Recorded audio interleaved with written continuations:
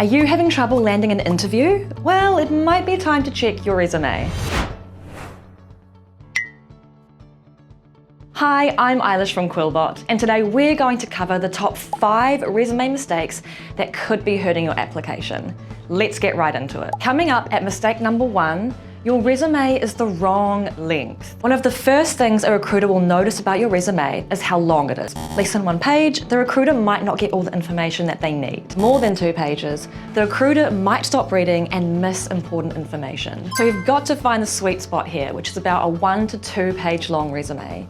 And to cut down on clutter, only include skills and experience that are most relevant to the role that you're applying for. And if you don't want to do this all from scratch, Quillbot can help you brainstorm, format, and clean up your resume really quickly. Head to quillbot.com. And that brings us to mistake number 2, taking a one-size-fits-all approach. The information you'll include and even the order of the information on your resume will change depending on the role that you're applying for. So carefully read the job posting and take note of any skills or job requirements that they're asking for, and then incorporate these keywords into your own resume. Not only will this make the recruiter's life easier, it'll also improve your chances if your resume is screened by a computer first. Moving on to mistake number 3, which is including content that's too generic. Something that comes hand in hand with customizing your resume is including the details that set you apart. So a common mistake is including vague or generic job descriptions instead of measurable achievements. Don't just tell them you've managed a team.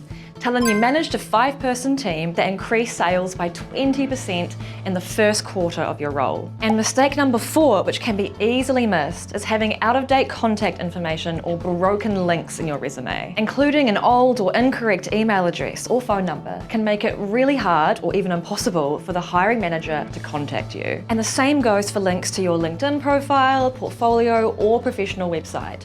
Make sure they're all working the way that they should. Our last mistake is another easy fix with a high payoff. Make sure your resume doesn't have any typos or grammar mistakes. These types of mistakes can make your resume seem unprofessional or rushed. Luckily, there are tons of free tools like Quillbot's Grammar Checker, which can help you polish your resume in no time.